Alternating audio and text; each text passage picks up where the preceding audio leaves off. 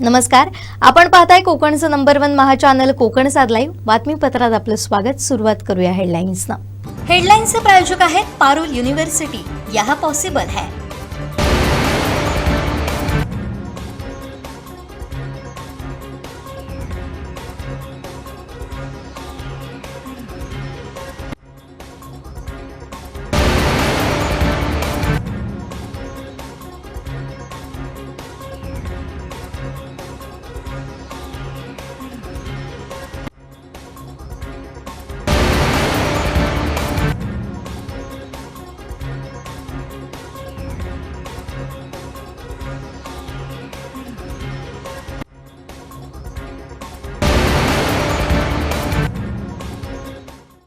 आता पाहूया सविस्तर बातम्या।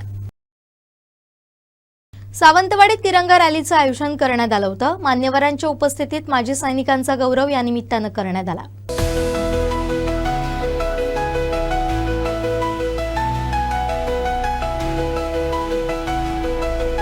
जगातला दुसऱ्या क्रमांकाचा शस्त्रास्त्र पुरवणारा देश कुठला असेल तो भारत देश आहे। गेल्या 10 वर्षांमध्ये आपण एवढी प्रगती केलेली आहे की आपण ताठमानेने जगाच्या कुठल्याही कोपऱ्यामध्ये जातो त्याला एक भारतीय म्हणून आपल्याला मान मिळतो आणि हा मान केवळ आपल्या देशाचे पंतप्रधान नरेंद्रजी मोदी यांच्यामुळे मिळणं शक्य झालेलं आहे। एक छोटीशी गोष्ट तुम्हाला विद्यार्थ्यांना सांगतो की आज अमेरिकेचं आणि इराणचं युद्ध सुरू आहे। एकाही देशाची हिंमत नाही झाली की स्वतःची मिलिटरी इराणला पाठवायची।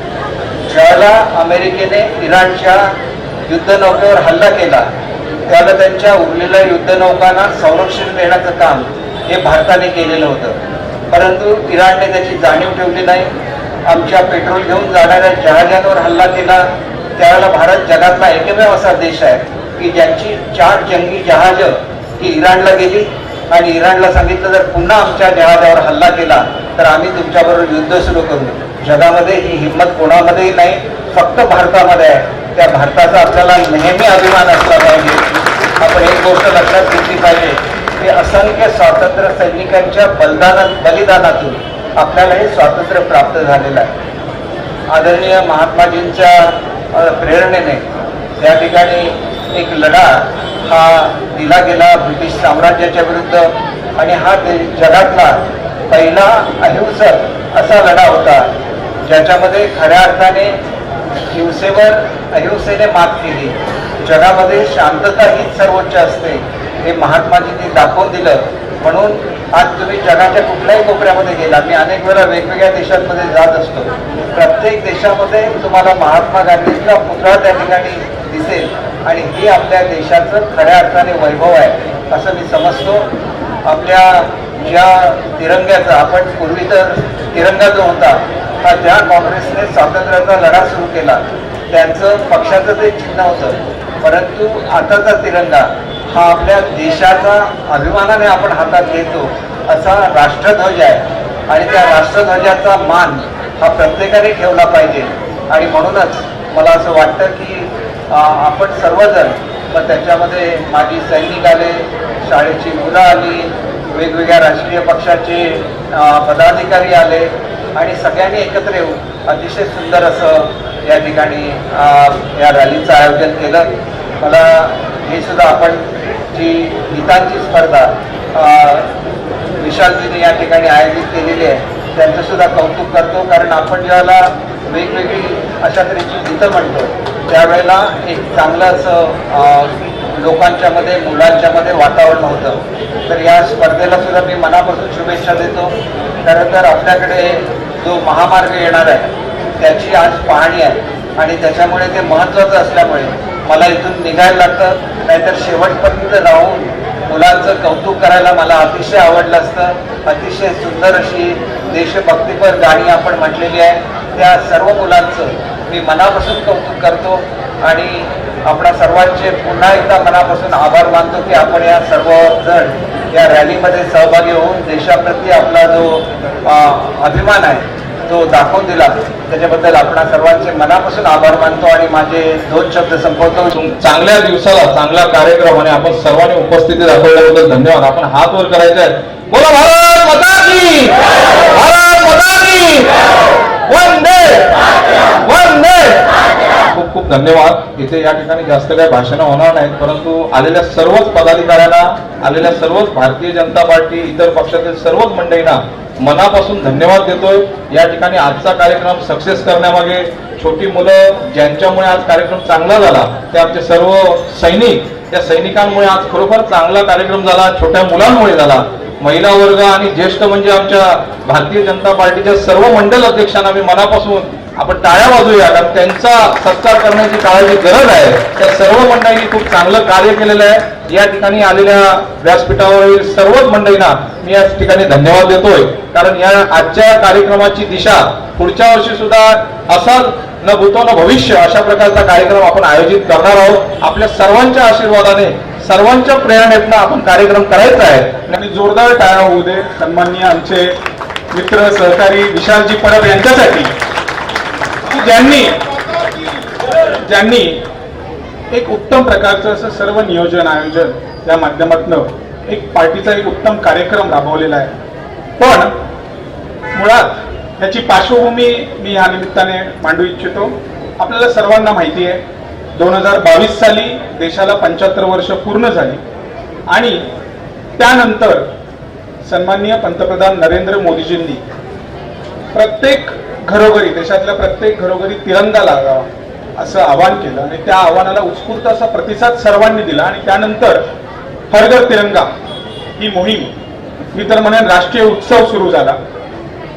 आणि आज या यात्रेला एक वेगळं महत्व आहे, हर घर तिरंगाला वेगळं महत्व आहे, कारण की वंदे मातरमला 150 वर्ष ही देखील या निमित्ताने पूर्ण झालेली आहेत.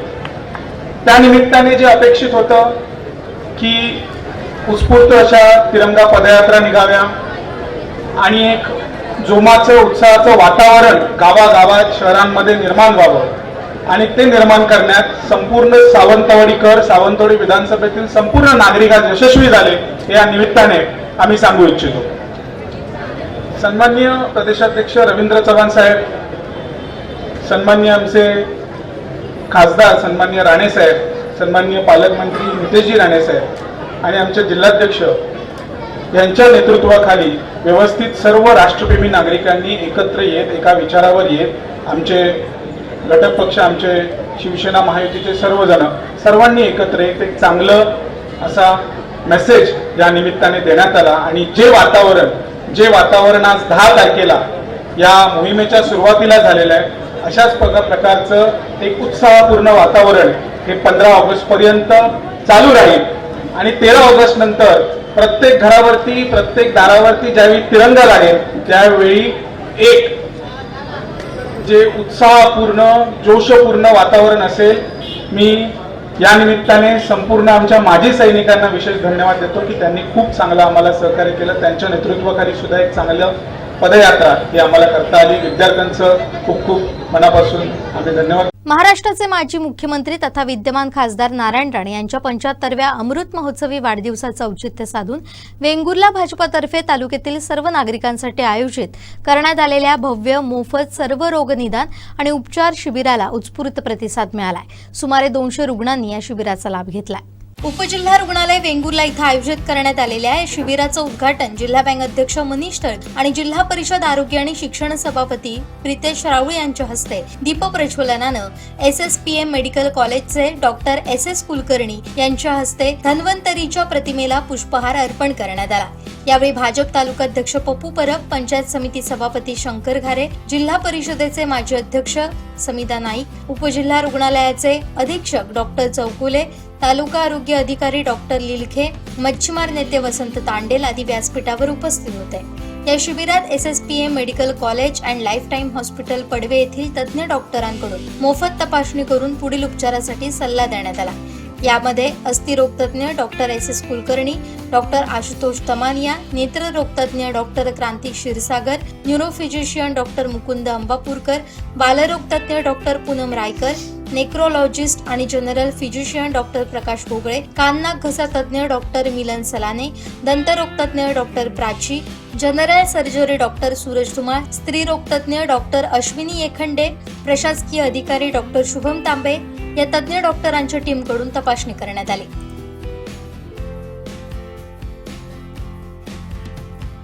जिल्ह्यातील नागरिकांचं आरोग्य सुधारलं पाहिजे, त्यांना आरोग्यविषयक चांगल्या सुविधा मिळाल्या पाहिजे, चांगलं शिक्षण मिळालं पाहिजे, इथल्या वेगवेगळ्या भौतिक सुविधा त्यांना उपलब्ध झाल्या पाहिजे आणि चांगल्या दर्जाचं जीवनमान त्यांना या जिल्ह्यातल्या नागरिकांना जगता आलं पाहिजे, याच्यासाठी नेहमीच प्रयत्न करत आलेले आहेत. आणि म्हणून त्यांच्या आजच्या या अमृत महोत्सवी वाढदिवसाच्या निमित्ताने आम्ही पूर्ण वर्षभर वेगवेगळे उपक्रम करत असताना असं समाजोपयोगी अशा प्रकारचा कार्यक्रम या ठिकाणी माझ्या सगळ्या भारतीय जनता पार्टीच्या पदाधिकारी कार्यकर्त्यांनी पुढाकार घेऊन आयोजित केला. याबद्दल मी मनापासून त्यांना धन्यवाद देतो. खरं तर आपल्याला राणेसाहेबांची सातत्याने नेहमीच अशा प्रकारचं मार्गदर्शन आहे की आपण नेहमीच समाजाच्या उपयोगात पडलं पाहिजे, समाजाच्या सेवेसाठी काम केलं पाहिजे आणि त्यानंतर आवश्यक त्या ठिकाणी राजकीय क्षेत्रामध्ये आपण आपला वेळ दिला पाहिजे. अशा प्रकारचं नेहमीच मार्गदर्शन सातत्याने त्यांचं असतं. आज या वेंगुर्ला तालुक्यामध्ये खरं तर आरोग्य विभागाच्या माध्यमातून चांगल्या भौतिक सुविधा उपलब्ध आहेत, परंतु त्या ठिकाणी डॉक्टरांची कमतरता आहे, ही वस्तुस्थिती आहे. नजीकच्या काळामध्ये शासनाच्या पाठपुराव्यानंतर आदरणीय पालकमंत्री महोदय असतील, आदरणीय या भागाचे आमदार असतील, या सर्वांच्या प्रयत्नानंतर आता काही डॉक्टर्स या ठिकाणी जॉईन झाले, त्यांनी आपली सेवा सुद्धा या ठिकाणी सुरू केली आहे.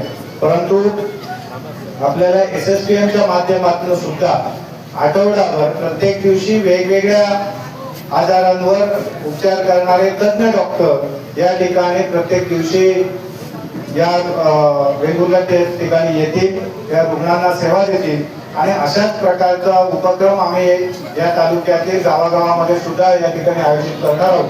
आणि आमचा प्रयत्न हा आहे की या तालुक्यामध्ये सर्वच नागरिकांना आरोग्यविषयक एक चांगली सुविधा, आरोग्यविषयक चांगला त्या ठिकाणी हेल्प डेस्क तयार व्हावा आणि याच्या माध्यमातून तुम्हाला ज्यावेळी कुठल्याही प्रकारचे आरोग्यविषयक सहकार्य मार्गदर्शन आवश्यक असेल त्या ठिकाणी ते करण्यात येईल. आपल्याला शासनाच्या कुठल्या योजना आहेत, ज्या योजनेच्या माध्यमातून आपल्याला त्या आजारापर्यंत पोहोचवण्याच्या दृष्टिकोनातून आमचे सगळे सहकारी कार्यकर्ते निश्चितपणे काम करतील याची मला खात्री आहे. आपण सगळेजण ज्या पद्धतीने आज या उपक्रमामध्ये सहभागी झालात त्याबद्दलही तुमचं खरं तर मनापासून आम्ही कौतुक करतो की आपण आमच्या या सगळ्या यंत्रणेवर विश्वास टाकलेला आहे. यानंतरच्या काळामध्ये सोमवारच्या वेळी या ठिकाणी मेडिसिन असेल, न्यूरोफिजिशियन्स असतील किंवा नेफ्रोलॉजी असेल, याच्यातले तज्ञ डॉक्टर या ठिकाणी उपलब्ध असतील. मंगळवारच्या दिवशी स्त्रीरोग आणि प्रसूतीशास्त्र आणि अस्थिरोग या विषयातले तज्ञ डॉक्टर या ठिकाणी उपलब्ध असतील. बुधवारच्या दिवशी जनरल सर्जरीच्या संदर्भातले तज्ञ या ठिकाणी उपलब्ध असतील. गुरुवारी नेत्ररोग किंवा कान, नाक, घसा या संदर्भातले डॉक्टर्स उपलब्ध असतील आणि शुक्रवारी बालरोग आणि दंतचिकित्सा या संदर्भातले डॉक्टर्स या ठिकाणी उपलब्ध असतील आणि शनिवारी विशेष डॉक्टर सेवा या ठिकाणी देण्यासंदर्भातला प्रयत्न SSPMच्या माध्यमातून निश्चितपणे केला जाईल. खरं तर या सिंधुदुर्ग जिल्ह्यामध्ये मेडिकल कॉलेज आणि हॉस्पिटलची उभारणी करून राणेसाहेबांनी या जिल्ह्यातल्या नागरिकांसाठी एक अत्यंत चांगली सुविधा उपलब्ध करून दिलेली आहे. आज या रुग्णालयाच्या माध्यमातून सुद्धा शासनाच्या विविध योजनांचा लाभ आपल्याला मिळतोय आणि मला असं वाटतं की या सगळ्या आजारातनं, या सगळ्या तपासणीच्या माध्यमातून जे काही आजार या ठिकाणी निदर्शनास येतील त्या आजारांचं निवारण करण्यासाठी आमची ही सगळी यंत्रणा निश्चितपणे तुमच्या सेवेसाठी कार्यरत राहील याची मी ग्वाही देतो. आणि पुन्हा एकदा आपल्या सर्वांच्या वतीने आदरणीय राणेसाहेबांना त्यांच्या या अमृत महोत्सवी वर्षानिमित्त त्यांना खूप खूप शुभेच्छा देतो. त्यांना उत्तम आरोग्य आणि दीर्घ आयुष्य लाभो आणि अशाच प्रकारे या सिंधुदुर्गाची, या महाराष्ट्राची, या देशाची सेवा त्यांच्या हातून सातत्याने घडत राहो अशा प्रकारे परमेश्वर चरणी प्रार्थना करतो. या ठिकाणी SSPMचे सगळे व्यवस्थापन, त्यांचे सर्व डॉक्टर या ठिकाणी उपस्थित झाले, त्यांनी ही सेवा दिली. याही पुढच्या काळामध्ये ही सेवा देण्यासाठी ते कटिबद्ध आहेत. याबद्दल मी त्यांनाही धन्यवाद देतो की आमच्या या वेंगुर्ला तालुक्यामध्ये आपण अशा प्रकारच्या सहकार्याची भूमिका घेतली त्याबद्दल वेंगुर्ला वासियांच्या वतीने आपल्या सगळ्यांना धन्यवाद देतो.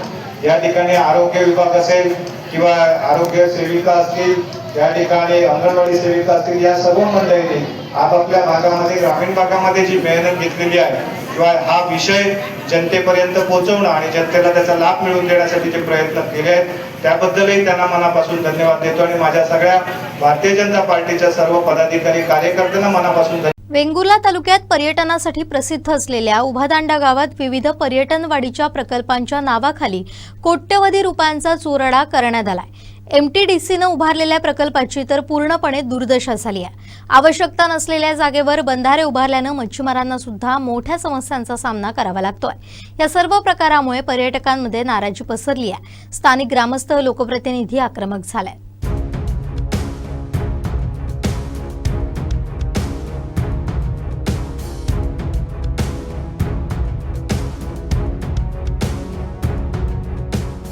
पहिला पर्यटन जिल्हा जाहीर झालेल्या सिंधुदुर्ग जिल्ह्याचा विकास करण्याच्या दृष्टीनं महाराष्ट्र सरकार कोट्यवधी रुपयांचे प्रकल्प जिल्ह्यात आणते. मात्र प्रशासनाच्या नियोजनाअभावी आणि प्रकल्पांची देखभाल न झाल्यानं अनेक पर्यटन प्रकल्पांची दुर्दशा झालेली पाहायला मिळते. अशाच प्रकारे वेंगुर्ला तालुक्यातील उभादांडा गावाच्या पर्यटनाच्या दृष्टीनं विकास करण्याच्या उद्देशानं येथील सागरेश्वर समुद्रकिनारी उभारण्यात आलेल्या कोट्यवधींच्या प्रकल्पांची वाताहत झालेली पाहायला मिळते. राज्य शासनाने सन्मान्य दीपक केसरकर राणे साहेबांनी या मतदारसंघाचा आणि आपल्या गावासाठी भरपूर निधी दिलेला आहे. MTDCसाठी जो निधी दिलेला आहे हा करोडो रुपयांनी निधी दिलेला आहे. परंतु जसा इतर आपल्या तालुक्यात जर विचार करायचा असेल तर सागर तीर्थ, आरवली हे जे भाग आहेत किंवा मालवण, तारकली हे जे भाग आहेत इथे बऱ्यापैकी लोकांचा, स्थानिक लोकांचा विकास झालेला आहे. त्या दृष्टीने जर बघितला तर आपली उभादांडा जो ग्रामपंचायत आहे तो सर्वात मोठी ग्रामपंचायत, जिल्ह्यातली सर्वात मोठी ग्रामपंचायत असून देखील त्या दृष्टीने ह्याचा काही विकास झालेला नाही. तुम्ही जर MTDCचा विचार केला तर हे जर बघितला तुम्ही तर ह्याच्यावर करोडो रुपये खर्च जाऊन त्यांना स्थानिक रोजगार असा कोणाला लाभलेला नाही. त्याशिवाय राज्यातले जे काही लोक आहेत त्यांनी इथल्या जमिनी हस्तगत करून, म्हणजे स्थानिक लोकांना हस्तगत करून त्यांच्या त्या जमिनी त्यांच्या गाठून वेगळ्या मार्गाने आर्थिक व्यवहार करून ते जमिनी घेतलेले आहेत आणि त्या दृष्टीने आपले मोठमोठे प्रकल्प राबवलेले आहेत. परंतु आपल्या स्थानिक लोकांना त्याचा काही फायदा झाला नाही. उलट त्यांचे दिवसेंदिवस वाद निर्माण झालेले आहेत आणि त्याचा फटका आपल्या गावाला देखील बसलेला आहे. आमदार महोदयांनी जेव्हा हे निधी विस्तारित करत असताना संबंधित MTDC असू दे किंवा ते पर्यटन विभाग असू दे यांना जेव्हा निधी विस्तारित करत असताना स्थानिक लोकांना विश्वासात घेऊन तो निधी कितपत खर्च झालेला आहे याची शहानिशा आतापर्यंत कधी न केल्यामुळे ही वेळ आपल्यावर किंवा आपल्या ग्रामस्थावर आलेली आहे. कारण निधी किती जरी तुम्ही खर्च केला तो योग्य पद्धतीने खर्च होतो की नाही ही प्रशासनाने आपली त्याची जाण ठेवायला पाहिजे आणि तरच तो निधी त्याचा खर्च केला काहीतरी फलित होतं. कारण शासन आपल्याला निधी देते आहे, शासन कुठेही कमी पडत नाही. आमदार, खासदार आपापल्या परीने निधी देत आहे, परंतु त्याची विल्हेवाट योग्य पद्धतीने होते का याची कोणी दखल घेत नाही. आम्ही वारंवार ग्रामस्थांनी याची पत्रव्यवहार संबंधित MTDCला पण केलेले आहे, इतर खात्यांना देखील, पर्यटन खात्याला देखील पत्रव्यवहार केलेला आहे, परंतु कोणी आतापर्यंत याची दखल घेतलेली नाही. या प्रकल्प जो दिसतोय या MTDCचा सागरेश्वर समुद्रकिनारी, किती वर्ष झाली या प्रकल्प आणि किती वर्ष याची अशी दुर्दशा आहे? गेली 8-10 वर्ष जर बघितलं ते ही जे गजिबो जे केलेले आहेत हे बऱ्यापैकी पर्यटनाला चांगली एक दिशा होती. म्हणजे पर्यटक यायचे, बसायचे, चांगलं होतं. परंतु त्याची योग्य देखभाल कोणीच केलेली नाही. लाईटीची सोय होती ती पण मोडकळी झाली किंवा जे फर्निचर होतं, जे लाकडी फर्निचर होतं त्याची देखभाल केली नाही. देखभाल करण्यासाठी कोणाकडे तरी, म्हणजे ग्रामपंचायतीकडे असो किंवा त्यांच्या डिपार्टमेंटकडे कोणाकडे तरी त्याची जबाबदारी द्यायला पाहिजे असते. त्यांनी निधी फक्त खर्च करण्याचं काम केलेलं आहे, बाकी त्याची देखभाल दुरुस्ती कोणाकडे न केल्यामुळे आज त्याचा पूर्ण विल्हेवाट लागलेली आहे. सिंधुदुर्ग जिल्ह्यातील पर्यटन गाव म्हणून उभादांडा गावाची ओळख आहे. तसेच येथील सागरेश्वर समुद्र किनारा हा एक तीर्थक्षेत्र म्हणूनही प्रसिद्ध आहे. या ठिकाणी प्राचीन सागरेश्वर मंदिर आहे.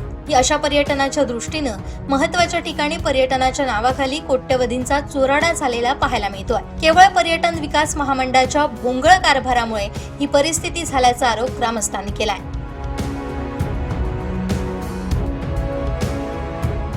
महाराष्ट्र पर्यटन विभागाकडे 5,84,00,000 सागरेश्वर जी पर्यटन भूमी आहे, उभादांडा गावातील किंबहुना सिंधुदुर्ग जिल्ह्यातील पर्यटन गाव म्हणून उभादांड्याची ओळख आहे. सन्माननीय दीपक केसरकर साहेबांनी या मतदारसंघासाठी भरीव अशी निधी उपलब्ध करून दिली, परंतु फक्त आणि फक्त महाराष्ट्र पर्यटन विभागाच्या भोंगळ कारभारामुळे आज ही परिस्थिती उद्भवलेली आहे. जर तुम्ही बघत असाल तर 5,84,00,000 रुपया निधीपैकी किती खर्च झाला याची माहिती अधिकृत असेल, परंतु जो शासनाने याचा चांगल्या प्रकारे वापर केला पाहिजे होता त्याची आज दुरवस्था केलेली आहे आणि त्याचा मोठा फटका या गावासाठी बसलेला आहे. कारण जर हा प्रकल्प त्याचा निधीचा सदुपयोग झाला असता तर नक्कीच हे पर्यटन गाव अजून सिंधुदुर्ग जिल्ह्यासह राज्यात गाजलं असतं, परंतु फक्त आणि फक्त महाराष्ट्र पर्यटन विभागाच्या भोंगळ कारभारामुळे किंबहुना यात कोटी रुपयाचा भ्रष्टाचार केला आहे, त्याची सखोल चौकशी व्हायला पाहिजे. या बाबतीत आमचे सन्माननीय पंचायत समिती सदस्य असतील, उपसरपंच असतील यांनी वेळोवेळी मागणी केलेली आहे. आम्ही सुद्धा शंभूराज साहेब असतील पर्यटन मंत्री यांच्याकडे सुद्धा चौकशी केलेली आहे. आमची एवढीच मागणी आहे की या संदर्भात जर चौकशी झाली नाही तर आम्ही सर्वजण 15 ऑगस्ट रोजी उपोषणाला बसणार आहोत असं आम्ही ठरवत आहोत. आता ही जमीन आहे ती त्याचा आणि पर्यटनाचा काही तसा संबंध येत नाही, कारण हा महाराष्ट्र पर्यटन विभागाकडे वर्ग झालेला आहे. पण हा जो समुद्र किनारा दिसतोय ह्याच्या आजूबाजूला बऱ्याच लोकांनी जमिनी घेतल्या. जमिनी घेऊन असताना सुद्धा कुठचेही शेतकरी दाखले त्यांना जोडले नाही, किंबहुना काही ज्या नोंदी घेतल्या गेल्या त्या नोंदींना आमच्या तीव्र हरकती पण आहेत. सन्माननीय महसूल मंत्र्यांनी ATSची स्थापना केली आहे 2 दिवसापूर्वी, आम्ही आपल्याच माध्यमातून वाचनात आलं. आमची सन्माननीय महसूल मंत्र्यांना पण विनंती आहे की या उभारंडा ज्या किनारी ज्या चुकीच्या पद्धतीने गैरप्रकाराने ज्या जमिनी खरेदी केलेल्या आहेत, किंबहुना उभारंडा ग्रामपंचायतीने या अगोदर म्हणजे प्रशासन आपण म्हणू की इमारती नसताना सुद्धा इमारत क्रमांक दिले गेले, त्या इमारती क्रमांकाची सुद्धा आपण चौकशीची मागणी केली आहे. आणि अशा प्रकारे जर आमचा कायदेशीररित्या विकासाला अजिबात विरोध नाही, पण जर कोणतरी बेकायदेशीररित्या जर कृत्य करत असेल तर आमचा ठाम विरोध आहे आणि आम्ही हा ठाम विरोधाची तक्रार सुद्धा केलेली आहे. नळपाणी गॅस पाईपलाईनच्या कामावेळी झालेल्या दुरुस्तीचं 17 लाखांचं बिल काढण्यासाठी मुख्याधिकारी घाई का करतायत असा सवाल सावंतवाडी नगर परिषदेच्या सर्वसाधारण सभेत नगरसेवकांनी केलाय. यावर नगराध्यक्षा शरदधराचे भोसले काय म्हणाल्यात पाहूया. ते पाणी पुरवठा डिपार्टमेंटचं आपण जे विचारत आहे, तर आज सभामध्ये ते डिस्कशन झालं की काही बिल्स असे आहे की आम्ही जेव्हा बॉडी बसलेली त्याच्या अगोदर काही बिल्स असे आले आहे की आम्हाला ते कॅल्क्युलेशन भेटत नाही. तर आम्ही पूर्ण बॉडीनी डिसाईड केलं आणि सभा समितीने डिसाईड केलं की जेपर्यंत आम्हाला कॅल्क्युलेशन भेटत नाही ते आम्ही बिल भरणार नाही, कारण हे नागरिकांचे पैसे आहेत. मतलब साधारण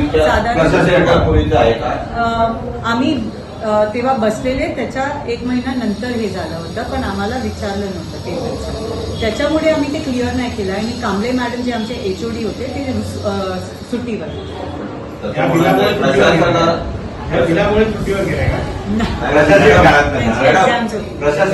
एकदा बजेट असेल ना तर त्या कर्मचाऱ्याला करता कर्मचारी अधिकाऱ्याला विचारूनच करणार ना तो. बरोबर. कर्मचाऱ्यांना ह्याच्यात आपल्या कर्मचाऱ्यांना परस्पर हे करू नाही. जे आमचे हेड ऑफ डिपार्टमेंट आहे त्यांनी सांगितलं की त्यांना जेपर्यंत हे कॅल्क्युलेशन भेटत नाही ते हे बिल तसं नाही.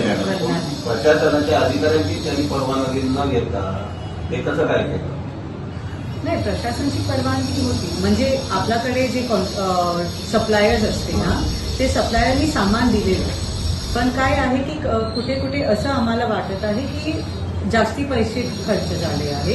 ते MNGLच्या मुळे होतं, आपली पाणी पुरवठा सिस्टमच्या मुळे होतं आणि प्रशासनाला ते बिल नाही भरायचं, तर त्याच्यावर आमची कारवाई. मॅडम एक असा प्रश्न होता की 17 लाखाचं बिल आलं पाणी पुरवठा, बरोबर आहे, ते तुमच्या मीटिंगमध्ये ठेवलं गेलं. त्या कोण कांबळे मॅडम होत्या, त्यांच्यावर काही जण दबाव आणून सही घ्यायला बघत होते, तिची वस्तुस्थिती काय, आणि काही विरोधी नगरसेवकांनी हे बिल असं नाहीच आहे, म्हणजे हे चुकीचं बिल झालेलं आहे, त्याच्यावर आक्षेप घेतला म्हणून बिल ठेवण्यात आलं नाही. ह्याच्यामध्ये आम्ही सर्व एकत्र आहे, फक्त ऑपोजिशन पार्टी नाही आहे. आमच्या सर्वांचं तेच मत आहे की जेपर्यंत आम्हाला कॅल्क्युलेशन भेटत नाही ते बिल नाही भरायला, कारण हे नागरिकांचे पैसे. नाही असं काय नाही. काढलेली आहेत का त्याच्यातली 2-2 लाखाची असे काय अगोदर पण बिलं लागली. मॅडम हा तुमच्या काळात एवढा मोठा आता 17 लाखाचा बिलाचा भ्रष्टाचार आला, मग प्रशासकीय काळात असं पाणी पुरवठ्याला किती असं मटेरियल त्या कुणाकडनं तरी घेतलेलं आहे, किती आहे तरी त्याची तुम्ही चौकशी करण्याचा ठराव वगैरे घ्याल का? नक्की मागे चौकशी. प्रशासकीय काळात गेल्या 4 वर्षात आज 17 लाखाचं काढलेलं त्यांनी, म्हणजे याच्या अगोदर त्यांनी 100% पैसे काढलेलेच असणार. त्याच्यावर चौकशी होणार. मॅडम, सावंतवाडी नगर परिषद ही सुसंस्कृत आणि पारदर्शक काम करणारी राहिली आहे. मात्र प्रशासकीय काळानंतर आता जेव्हा तुम्ही आलाय त्यात सावंतवाडीतले काही नागरिक जिल्हाधिकाऱ्यांकडे तक्रार करतायत. म्हणजे आता 17 लाखाचं जे बिल आहे ते 2.5 लाखांवर आलंय. अशा पद्धतीच्या काही तक्रारी केल्या गेलेल्या आहेत आणि मागच्या काही काळात ह्या तक्रारी वाढत आहेत. त्यामुळे काय नेमका हा प्रकार आहे? मागच्या काही काळात बघितलं तर प्रशासकाचा काळ झाल्यानंतर आता तुम्ही आल्यानंतर 6-7 महिने होऊन गेलेत किंवा जास्त महिने होतील. आता सावंतवाडीतले नागरिक जिल्हाधिकाऱ्यांकडे तक्रार करतात. 2 नागरिकांनी तक्रार केली आहे की जे आता काही 17 लाखाचं बिल म्हटलं जातंय ते 2.5 लाखांवर आलं तक्रारीनंतर. एखाद्या म्हणजे पालकमंत्र्यांनी दिलेल्या इशाऱ्यानंतर झालं, जिल्हाधिकारी नगर परिषदेमध्ये आल्या म्हणून झालं, की महिला अधिकारी ज्या पाणीपुरवठा विभागात काम करतायत ज्यांनी कार्यपूर्ती अहवाल मागितला त्यांच्यामुळे ते बिल 17 लाखावरनं 2.5 लाखांवर आलं. अशा पद्धतीची मागणी किंवा अशा पद्धतीच्या काही गोष्टी आहेत त्या जिल्हाधिकाऱ्यांकडे सावंतवाडीतले नागरिक करतायत. तर हा नेमका विषय काय आहे? हे जे तक्रार येत आहे त्याच्यावर आमची कार्यवाही सुरू आहे की काय प्रॉब्लेम झाला होतं. आमचं फक्त हेच ध्येय आहे की सावंतवाडीमध्ये काही चुकीचं नाही व्हायला पाहिजे आणि जे बिल्स आम्ही भरणार आहे त्याच्यावर प्रॉपर कार्यवाही होणार, त्याच्यानंतरच बिल भरले जाणार. मॅडम, मागच्या पावसाच्या बैठकीत 80 लाखाचा विषय आला होता. ठेकेदाराचा चेक देण्यात आला नव्हता. विरोधी नगरसेवकांनी तुमच्याकडे काही कागदपत्रे पुरावे पण दिले होते. 80 लाखाचे काहीतरी बिलं त्या ठेकेदाराचं काम होत. तुमच्या नगरसेवकांनी असा आक्षेप घेतला होता की त्यांची कामं दर्जेदार नाहीत, कुठे कामं अपुरी आहेत, त्याच्यामुळे ते आम्ही बिलं दिली नाही. तर आज त्या ठेकेदाराचे 80 लाख रुपये देण्यात आले की नाही? बिल्स जे काही विषय आहे बिल्स केव्हा दिले जाते जेव्हा काम बरोबर पद्धतीने होत आहे. माझा लोकप्रतिनिधी, मी आज लोकप्रतिनिधी आहे. माझं कर्तव्य काय आहे? चांगलं काम करून घेणार. जेपर्यंत चांगलं काम नाही होणार तेपर्यंत बिल नाही भरणार. हे माझी नगरसेवकची पूर्ण बॉडी आहे. मला त्याच्यावर विश्वास ठेवायला पाहिजे ना. पण आता त्यांचा चेक दिला. मॅडम, दुसरं चेक दिला नाही. नगरपालिका जर पार्टी ऑडिट रिपोर्ट आला मग अजून तो निष्कर्षाचा पुन्हा हे करण्यासाठी पुन्हा काय ठेवण्यात आला? कारण ते जे नळपाणी योजनेचे थर्ड पार्टी ऑडिट होतं ते सेकंड रिपोर्ट होता. आपण थर्ड रिपोर्ट घेणार कारण त्याच्यानंतर 2-3 महिने झाले जिल्हाधिकारी मॅडम आले. आपण परत त्यांनी जे अहवाल दिला त्याच्यानंतर परत आपण एक रिपोर्ट घेऊया. थर्ड रिपोर्ट आला त्याच्यानंतर आपण निर्णय घेऊया. तर रिपोर्ट नंतर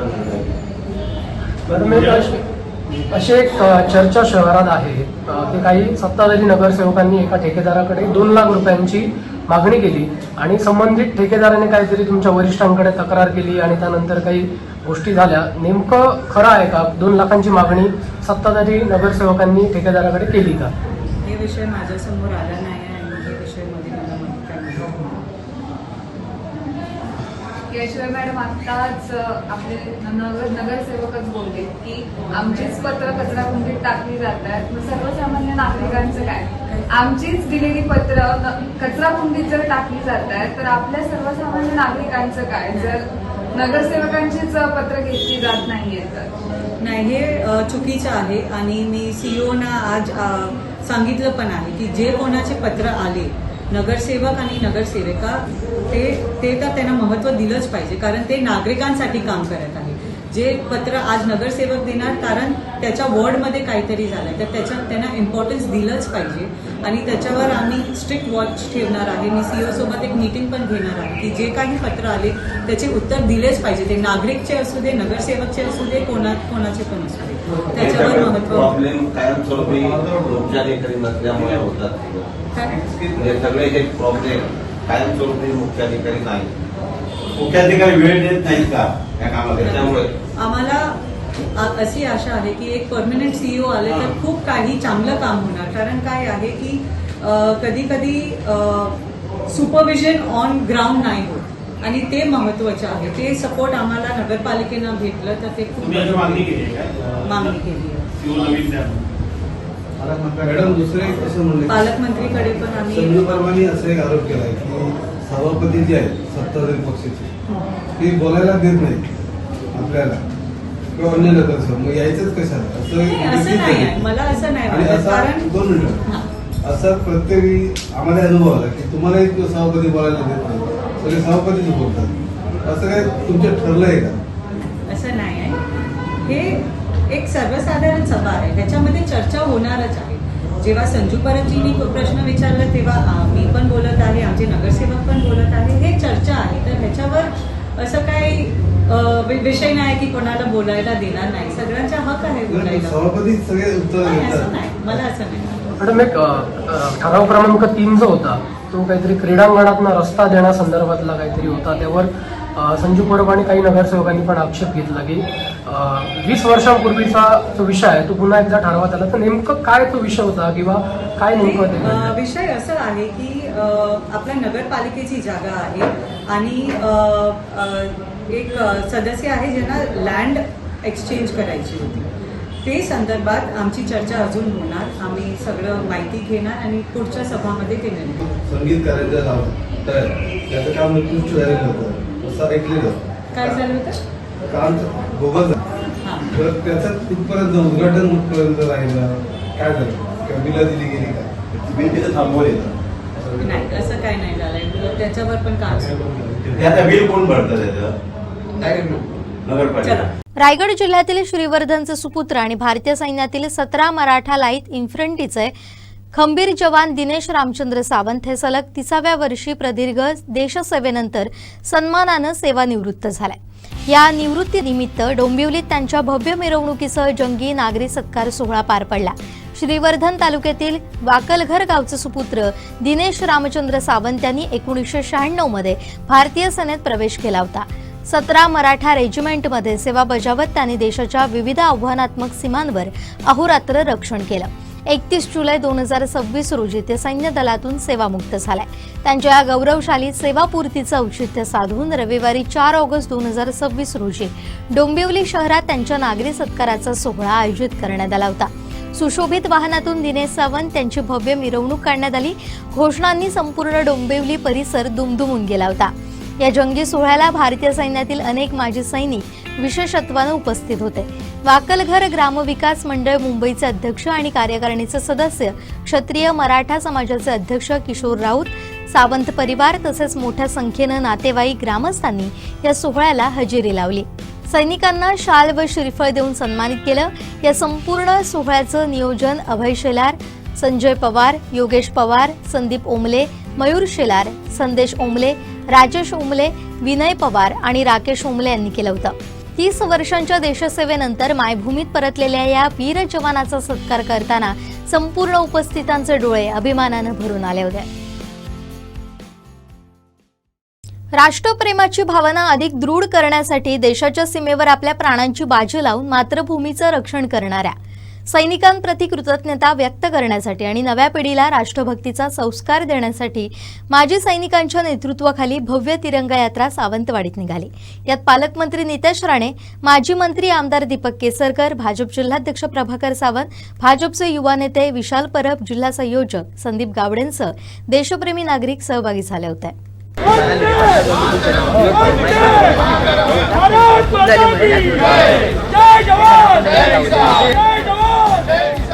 जय जय जय जय जय भवानी, जय जय जय जय जय शिवाजी, भारत माता की जय, वंदे मातरम, वंदे मातरम, भारत माता की जय.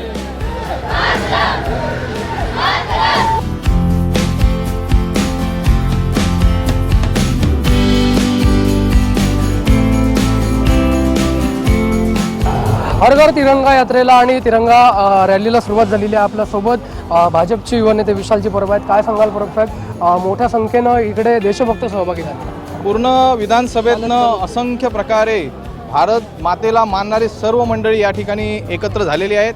एक आगळा वेगळा संदेश या संपूर्ण कोकणामध्ये, सिंधुदुर्गमध्ये आणि महाराष्ट्र राज्यामध्ये महाराष्ट्र राज्याचे प्रदेश अध्यक्ष आदरणीय रवींद्रजी चव्हाण साहेब, त्याचप्रमाणे आदरणीय पालकमंत्री नितेशजी राणे साहेब यांच्या नेतृत्वाखाली आगळीवेगळी अशी एक चांगला कार्यक्रम आज आमच्या सर्व सैनिकांना, माजी सैनिकांच्या नेतृत्वाखाली आम्ही हे करत आहोत. या ठिकाणी मी माझ्या सर्व आलेल्या देशभक्तांना मनापासून धन्यवाद देतोय. आमचे संयोजक, आमच्या भारतीय जनता पार्टीचं ज्यांनी आयोजन केले ते आदरणीय संदीपजी गावडे साहेब आणि संपूर्ण शहरामध्ये ज्यांनी नियोजन केलं, आजची शिस्तबद्ध हा कार्यक्रम व्हायला कारणीभूत ठरले ते आदरणीय आमचे सर्वांचे लाडके उपनगराध्यक्ष अनिलजी निरवडेकर सर यांना आणि सर्व नगरसेवक आणि सर्व मंडळींना मी धन्यवाद देतोय. या आजच्या रॅलीचं श्रेय हे सर्व जनतेला देण्यात येत आहे. निश्चितपणे आपण राजकीय वर्तुळात अनेक घटना घडतो, पण आज देशप्रेमासाठी सगळी मंडळी महायुतीतली आज इथे आलेली पाहायला मिळतात. आमदार केसरकर पण सहभागी झालेत, पालकमंत्री सुद्धा येतात. त्याबद्दल काय सांगाल? भारत देशामध्ये कोणताही व्यक्ती या ठिकाणी आदरणीय जिल्हाध्यक्ष साहेब आलेले सर्व मंडळी येऊ शकतात. त्यामुळे भारत देशाचा तिरंग्याचा कार्यक्रम हा सर्वसामान्य जनतेचा आहे.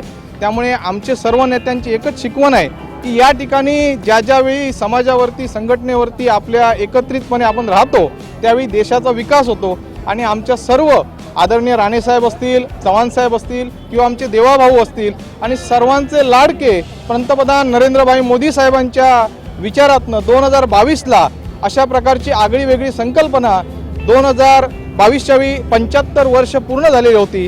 त्यामुळे मला एकच सांगावंसं वाटतंय की न भूतो न भविष्य अशा प्रकारचा कार्यक्रम सावंतवाडीमध्ये विधानसभेमध्ये आमच्या सर्व गोरगरीब जनतेने, कार्यकर्त्याने, सैनिकांनी आणि मुलांनी, महिलांनी सर्वांनी आयोजन केलेलं आहे. साहेब, संपूर्ण पारदा जिल्ह्यामध्ये ही यात्रा होत असताना सावंतवाडीतनं मोठा शुभारंभ झाला आहे, त्याबद्दल काय सांगा? नाही, सावंतवाडी असं नाही, प्रत्येक विधानसभेमध्ये अशा प्रकारच्या तिरंगा यात्रा निघणार आहेत. आज सावंतवाडीमध्ये पहिली तिरंगा यात्रा निघते आणि त्यामध्ये राष्ट्रप्रेमी सगळे नागरिक सहभागी झालेले आहेत. भारतीय जनता पार्टीच्या आमच्या सगळ्या सहकाऱ्यांनी, युतीतल्या सगळ्या सहकाऱ्यांनी आणि राष्ट्रप्रेमी नागरिकांनी याचं नेतृत्व केलेलं आहे. याचप्रमाणे कुडाळ विधानसभेमध्ये, कणकवली विधानसभेमध्ये सुद्धा मोठ्या याच्यामध्ये यात्रा निघणार आहेत. जिल्हा संयोजक म्हणून तुम्ही खूप मोठी भूमिका यामध्ये पार पडली. काय सांगाल? दरवर्षी गेली 5 वर्ष हर घर तिरंगा ही म्हणजे हे उपक्रम राबवण्यात तुम्ही नेतृत्व करताय, त्याबद्दल काय सांगाल? नाही, नक्कीच आनंददायी गोष्ट आहे. कारण की भारताचा अमृतकाल 2022 पासून सुरू झाला. वंदे मातरमला 150 वर्ष पूर्ण झाली आणि या संपूर्ण नियोजनामध्ये माननीय नरेंद्र मोदीजींनी आवाहन केल्यानंतर, भारतीय जनता पार्टीने आणि महायुतीने आवाहन केल्यानंतर आज एवढे सगळे राष्ट्रप्रेमी तिरंग्याचा सन्मान करण्यासाठी आज सर्वजण पदयात्रा करतायत. ही सगळ्यात मोठी आनंददायी गोष्ट आहे. सर्वजण एकत्रितरित्या भारत मातेसाठी एकत्र येऊन जयघोष करतायत. ही सर्वात मोठी आनंदाची गोष्ट आहे. भारत माता की. आज तिरंगा रॅली होते, मोठ्या संख्येनं नागरिक सहभागी झाले, देशप्रेमी सहभागी झाले, काय सांगाल? बघा, तिरंगा आमच्यासाठी आमच्या अस्मितेचे विषय आहे. आज भारतात राहणारा प्रत्येक नागरिक जो या देशाला आपला देश मानतो, जो या भूमीला आपली भूमी मानतो आणि ज्याच्यासाठी राष्ट्र प्रथम आहे, तो प्रत्येकजण आज या तिरंगा रॅलीमध्ये आमच्याबरोबर उपस्थित होता. प्रत्येकाने आपल्या देशाबद्दल अभिमान वाटणं आणि देशाबद्दल गर्व असणं हे मला वाटतं अत्यंत गरजेचं आहे. आणि म्हणून आज तिरंगा रॅली ही ह्या जिल्ह्यातल्या प्रत्येक विधानसभा मतदारसंघामध्ये आमचे ह्या तिरंगा रॅलीचे जे जिल्ह्याचे प्रमुख आहे संदीप गावडे यांच्या नेतृत्वात आम्ही सगळेजण प्रत्येक मतदारसंघामध्ये ही रॅली काढतो आहे. ज्यांनी जे ह्या रॅलीमध्ये सामील झाले तर प्रत्येकाला या देशाबद्दल अभिमान वाटतो. मला वाटतं आपल्यासाठी आपला झेंडा आणि भारत माता की जय म्हणणं, वंदे मातरम म्हणणं हे अत्यंत गरजेचं आहे. आणि जे ह्या गोष्टी म्हणत नाहीत त्यांना आपल्या देशावर प्रेम नाही, एवढंच ह्या निमित्ताने मी आवर्जून म्हणेन. आपल्या देशामध्ये राहून ज्यांना वंदे मातरम म्हणायसारखं वाटत नाही, उदाहरण काही अशाही संस्था आहेत, उदाहरण मदरसांसारखे संस्था आहेत जे आपल्या तिथे वंदे मातरम म्हणत नाहीत, त्या अशा संस्थेची नोंदणी पण रद्द करायला हवी अशा भूमिकेचा मी स्वतः आहे. काही लोक भारत माता की जय म्हणायला बघत नाही, मग त्यांना पाकिस्तानमध्ये पाठवण्यापेक्षा दुसरा पर्याय नाही. आणि म्हणून आपण आपल्या देशाबद्दल कडवट राहणं हे मला असं वाटतं अत्यंत गरजेचं आहे. निश्चितपणे साहेब, यात एक अशी गोष्ट दिसते की विधानसभेत एकमेकांच्या विरोधात असणारे दीपक केसरकर असतील, विशाल परब असतील, आज देशप्रेमासाठी एकत्र आलेले पाहायला मिळतात. एक वेगळा बघा, आमच्यासाठी आमचा देश सर्वप्रथम आहे, राष्ट्र प्रथम आहे. जसं मी सांगितलं, आम्ही कुठल्याही पक्षाचे कार्यकर्ते हे नंतर आहोत, पहिले ह्या देशाचे नागरिक आहोत. म्हणून आमचा तिरंगा आणि आमचं रक्त भगवा आहे एवढं सांगण्यासाठी आज आम्ही सगळे एकत्र आलेलो आहे. तिरंगा आमच्या अस्मितेचा विषय असून भारतात राहणारा प्रत्येकजण आमच्यासह उपस्थित होता. देशाबद्दल गर्व असणं आवश्यक असून प्रत्येक विधानसभा मतदारसंघात संदीप गावडे यांच्या नेतृत्वाखाली ही यात्रा होणार आहे. देशाभिमान जागृत करणं, वंदे मातरम म्हणणं आवश्यक आहे. जे हे म्हणत नाही त्यांना देशावर प्रेम नाही. मदरशांसारख्या संस्थांची नोंदणी रद्द केली पाहिजे. भारत माता की जय न म्हणणाऱ्यांना पाकिस्तानात पाठवलं पाहिजे, असं मत पालकमंत्री नितेश राणे यांनी व्यक्त केलं आहे. आज तिरंगा रॅली ही ह्या जिल्ह्यातल्या प्रत्येक विधानसभा मतदारसंघामध्ये आमचे ह्या तिरंगा रॅलीचे जे जिल्ह्याचे प्रमुख आहे संदीप गावडे यांच्या नेतृत्वात आम्ही सगळेजण प्रत्येक मतदारसंघामध्ये ही रॅली काढतो आहे. ज्यांनी जे ह्या रॅलीमध्ये सामील झाले त्या प्रत्येकाला या देशाबद्दल अभिमान वाटतो. मला वाटतं आपल्यासाठी आपला झेंडा आणि भारत माता की जय म्हणणं, वंदे मातरम म्हणणं हे अत्यंत गरजेचं आहे. आणि जे ह्या गोष्टी म्हणत नाहीत त्यांना आपल्या देशावर प्रेम नाही, एवढंच ह्या निमित्ताने मी आवर्जून म्हणेन. आपल्या देशामध्ये राहून ज्यांना वंदे मातरम म्हणायसारखं वाटत नाही, उदाहरण काही अशाही संस्था आहेत, उदाहरण मदरसांसारखे संस्था आहेत जे आपल्या तिथे वंदे मातरम म्हणत नाही, त्या अशा संस्थेची नोंदणी पण रद्द करायला हवी अशा भूमिकेचा मी स्वतः आहे. काही लोक भारत माता की जय म्हणायला बघत नाही, मग त्यांना पाकिस्तानमध्ये पाठवण्यापेक्षा दुसरा पर्याय नाही. आणि म्हणून आपण आपल्या देशाबद्दल कडवट राहणं हे मला असं वाटतं अत्यंत गरजेचं आहे. भारत मातेला मानणारी लोक एकत्र झाली असून प्रदेशाध्यक्ष रवींद्र चव्हाण, पालकमंत्री नितेश राणे यांच्या नेतृत्वाखाली हा उपक्रम आम्ही राबवतोय. आजच्या यात्रेचं श्रेय माजी सैनिक भारतीय जनतेला आहे, असं मत भाजप युवा नेते विशाल परब यांनी व्यक्त केलं आहे. हर घर तिरंगा यात्रेला आणि तिरंगा रॅलीला सुरुवात झालेली आहे. आपल्यासोबत भाजपचे युवा नेते विशालजी परब आहेत. काय सांगाल परब साहेब, मोठ्या संख्येनं इकडे देशभक्त सहभागी झाले. पूर्ण विधानसभेतनं असंख्य प्रकारे भारत मातेला मानणारी सर्व मंडळी या ठिकाणी एकत्र झालेली आहेत.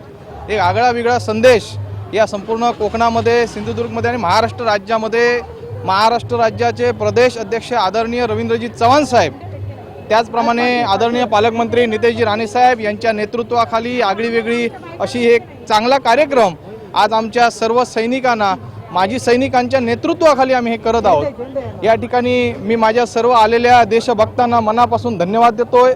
आमचे संयोजक, आमच्या भारतीय जनता पार्टीचं ज्यांनी आयोजन केले ते आदरणीय संदीपजी गावडे साहेब, आणि संपूर्ण शहरामध्ये ज्यांनी नियोजन केलं, आजची शिस्तबद्ध हा कार्यक्रम व्हायला कारणीभूत ठरले ते आदरणीय आमचे सर्वांचे लाडके उपनगराध्यक्ष अनिलजी निरवडेकर सर यांना आणि सर्व नगरसेवक आणि सर्व मंडळींना मी धन्यवाद देतोय.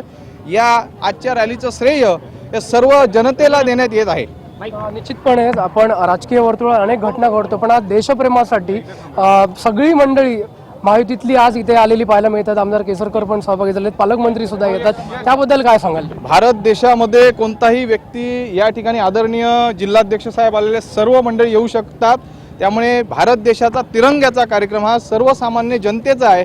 त्यामुळे आमचे सर्व नेत्यांची एकच शिकवण आहे की या ठिकाणी ज्यावेळी समाजावरती, संघटनेवरती आपल्या एकत्रितपणे आपण राहतो त्यावेळी देशाचा विकास होतो. आणि आमच्या सर्व आदरणीय राणेसाहेब असतील, चव्हाण साहेब असतील किंवा आमचे देवाभाऊ असतील आणि सर्वांचे लाडके पंतप्रधान नरेंद्रभाई मोदी साहेबांच्या विचारातनं 2022ला अशा प्रकारची आगळी वेगळी संकल्पना 2022च्या वेळी 75 वर्ष पूर्ण झालेली होती. त्यामुळे मला एकच सांगावं असं वाटतंय की न भूतो न भविष्य अशा प्रकारचा कार्यक्रम सावंतवाडीमध्ये विधानसभेमध्ये आमच्या सर्व गोरगरीब जनतेने, कार्यकर्त्याने, सैनिकांनी आणि मुलांनी, महिलांनी सर्वांनी आयोजन केलेलं आहे. प्रत्येकाला देशाभिमान असतो. पंतप्रधान नरेंद्र मोदी यांनी हर घर तिरंगा अभियान देशाला दिलं असून महाशक्ती म्हणून जगात आपला उदय होत असताना एकत्र राहिलं पाहिजे. भारत मातेला वंदन केलं पाहिजे. सावंतवाडीची संस्कृती वेगळी असून देशप्रेम, विकासासाठी पक्षभेद विसरून आम्ही एकत्र राहतो, अशी भावना माजी मंत्री आमदार दीपक केसरकर यांनी व्यक्त केली आहे. या तिरंगा यात्रेमध्ये स्वतः माजी मंत्री आमदार दीपकभाई केसरकर पण सहभागी झालेत. भाई, काय सांगाल, मोठ्या संख्येनं सावंतवाडीतली जनता या यात्रेमध्ये सहभागी झाली आहे. खरं तर प्रत्येकाला आपल्या देशाबद्दल देशाभिमान असतो आणि आदरणीय मोदी साहेबांनी हा कार्यक्रम घर घर तिरंगा हा आपल्या देशाला दिलेला आहे. आज आपला देश हा जगातील एक महाशक्ती म्हणून त्याचा उदय होतो आहे आणि म्हणून आपण सगळ्यांनी एकत्र राहिलं पाहिजे. भारत मातेला वंदन केलं पाहिजे आणि त्याचं प्रतीक हा तिरंगा आहे असं मी स्वतः समजतो. आणि त्याच्यामुळे सर्वांनीच याच्यामध्ये सहभागी व्हावं असं सुद्धा आवाहन करतो. निश्चितपणे भाई यात एक वेगळी राजकीय गोष्ट किंवा दिसून येते ती म्हणजे एका क्षणाला एकमेकांच्या विरोधात असणारे लोक सुद्धा किंवा स्वतः पालकमंत्री सुद्धा इथे येत आहेत, भाजपचे लोक आहेत, तुम्ही सुद्धा ह्या यात्रेमध्ये सहभागी झाला. एक देशप्रेम कुठेतरी दाखवलं जात आहे, राजकीय हेवेदावे बाजूला ठेवले जात आहेत. सावंतवाडीत अशा गोष्टी बऱ्याचदा पाहायला मिळतात, त्याबद्दल काय सांगा? सावंतवाडीची ही संस्कृती आहे आणि पालकमंत्र्यांनी सुद्धा स्वतः निरोप दिला होता सहभागी व्हा म्हणून. ते स्वतः सहभागी होत आहेत. एकंदरीत ज्याला देशप्रेमाची गोष्ट येते तेव्हा सर्वांनी एकत्र राहिलं पाहिजे आणि ही सावंतवाडीची संस्कृती आहे. ज्यावेळेला विकास कामं होतात, ज्यावेळेला देशाचे कार्यक्रम असतात त्यावेळेला सर्व लोक पक्षभेद विसरून एकत्र राहत असतात. शेवटी ठळक घडामोडी पुन्हा एकदा. हेडलाईन्सचे प्रायोजक आहेत पारुल युनिव्हर्सिटी. यहाँ पॉसिबल है.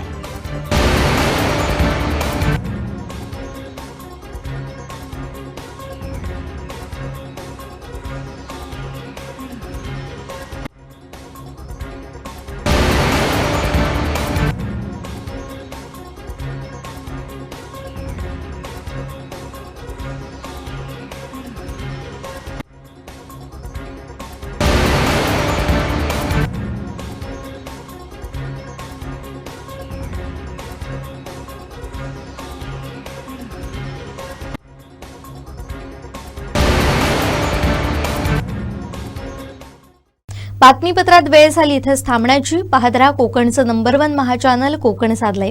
धन्यवाद.